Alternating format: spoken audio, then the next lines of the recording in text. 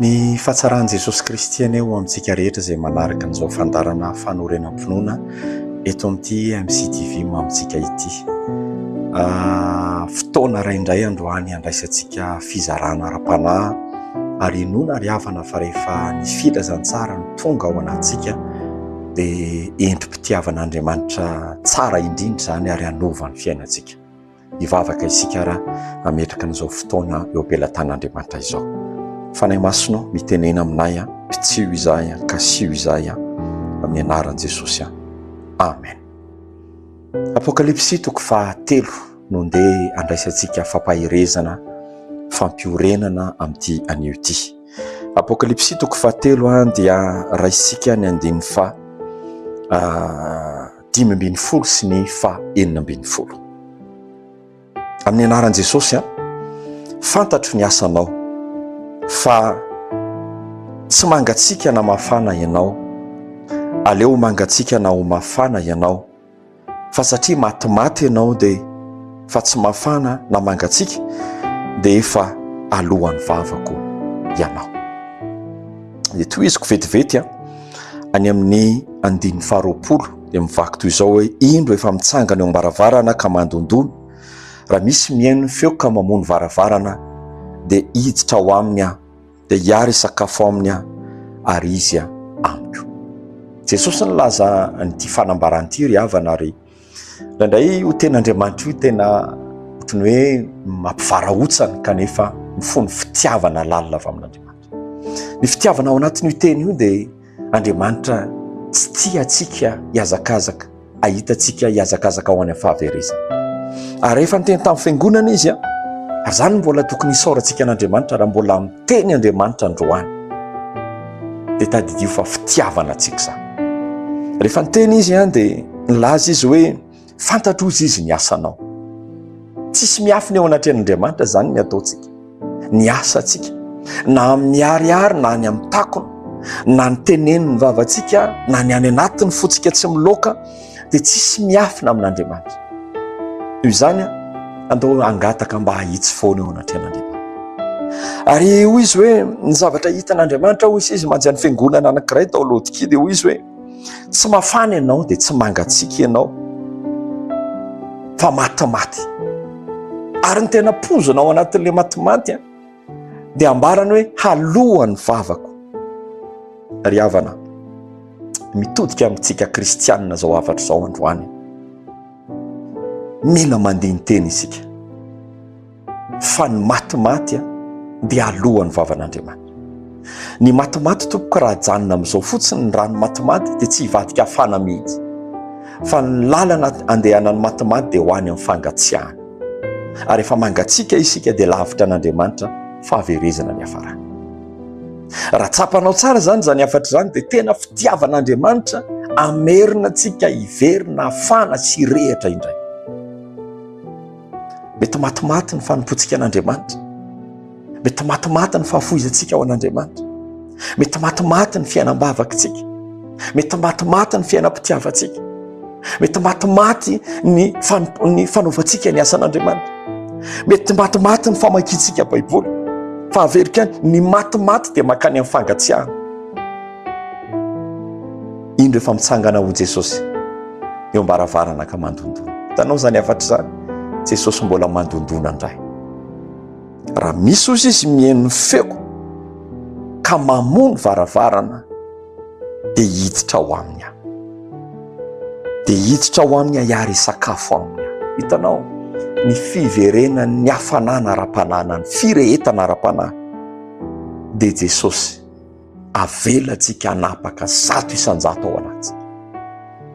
Ny fahatongavan'ny fiainana matimaty zany na fiainam-panahy matimaty dia tadidio fa sao dia efa tsy Jesosy tsy no efa nisy tafiditra tao, nisy fahavarim-barianana tafiditra tao, nisy fierkerehana tafiditra tao, nisy fiahinany amin'izao fiainana izao tafiditra tao, mety ho fitiavana ny rendrarendra ny tontolo izao tafiditra tao.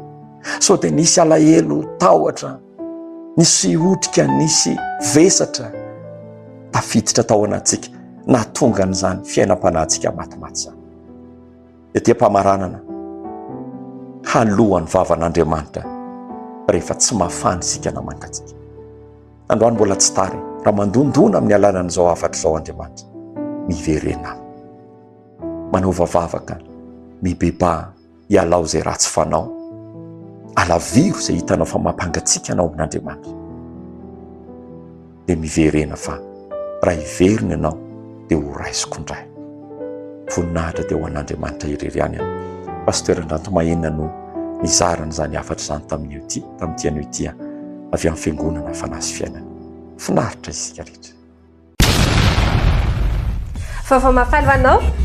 Mamelombelona fanahiko izy. Mamelombelona fanahiko izy. Fotoana lehibe anasana anao iarahana amin'ny Pasteur Andrantomahenina sy ny fiangonana Fanasy Fiainana. Ao amin'ny Le Pavé Antaninarenina ny asabotsy 12 May ho avy izao, amin'ny 7 ora sasany maraina ary amin'ny 2 ora sasany hariva. Pasteur Andrantomahenina moa izay tompony andraikitra ny fandarana fanorenam-ponona eto amin'ny MCTV.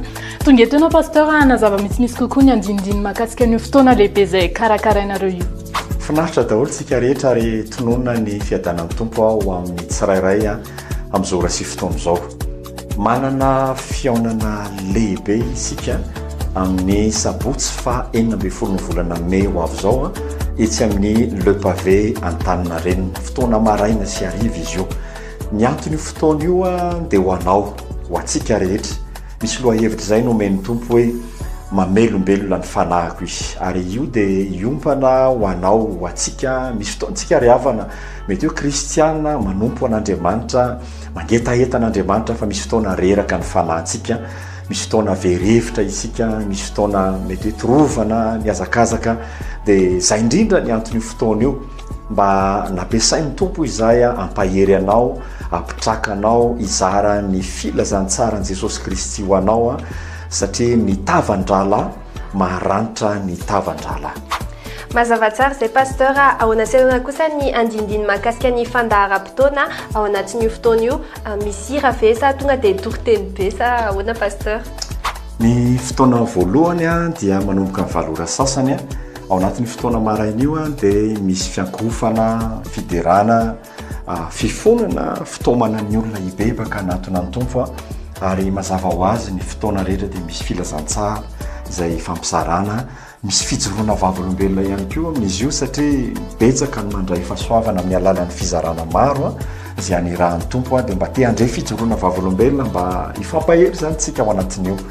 Dia ny hariva kosa manomboka amin'ny 2 ora dia fotoana manokana izy io mba atokana ho an'ny mpianatra izay hanala fanadinana, ho an'ny mety hoe hanao concours ara-panjakana, ho an'ny ray aman-dreny mampiana-janaka, ho an'ny tompona orinasa, ho amin'ny tontolo ny sehatra ny asa rehetra, ianarana ny sitrapon'Andriamanitra mahakasika amin'izany tontolo ny asa izany. Manoana sehoana moa izany olona afaka manatrika ny fotoana Pasteur sa ireo olona voalazanareo ihany, dia sur invitation ve izany izy io sa manahoana ny fidim-pidirana? Araka ny efa nambara teo izany amin'io fotoana io dia anasana manokana ho antsika rehetra izay mpanaraka ny fizarana iarahana amin'ny tenako izany.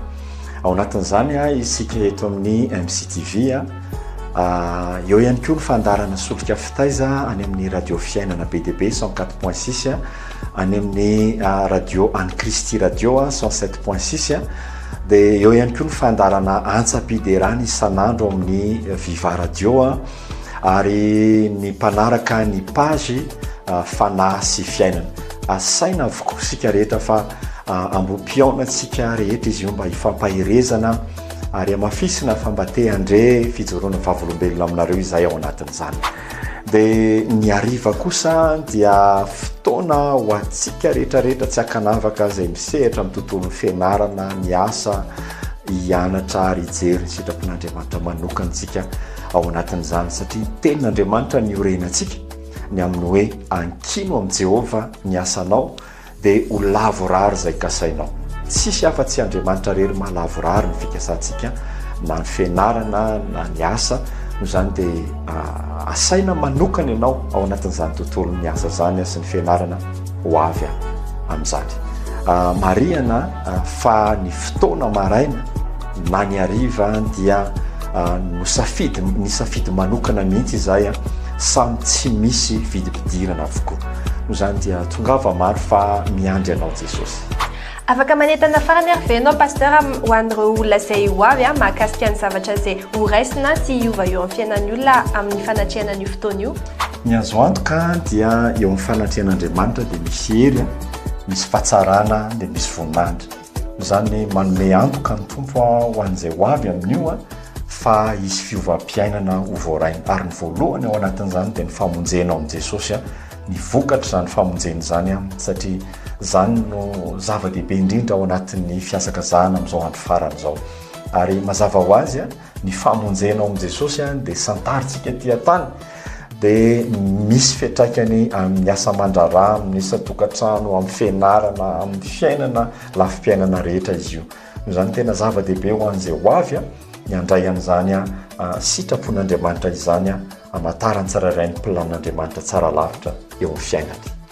Araka izany pasteur Andranto Mahenina sy ny fiangonana Fanasy Fiainana dia mampatsiahy antsika sy mampafantatra antsika io fotoana lehibe amin'ny sabotsy fa 12 volana May ho avy izao mario tsara izay daty izay fidirana voalohany amin'ny 8 ora sasany dia ny fidirana faharoa amin'ny 2 ora sasany etsy amin'ny Le Pavé Antaninarenina. Azonao atao tsara manatrika an'ireo fotoan'ireo na ny maraina na ny hariva fa izany dia ho fanehoan'Andriamanitra ny voninahiny eo amin'ny fiainantsika. Dia tongava soa miandry anao Jesosy. Manantena eo amintsika rehetra.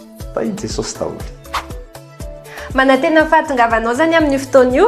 Asao ny tapaka sy namana, asao ny havana mantsakaizy, amelombelona ny fanahinao Andriamanitra. An'izany fotoana antsika e!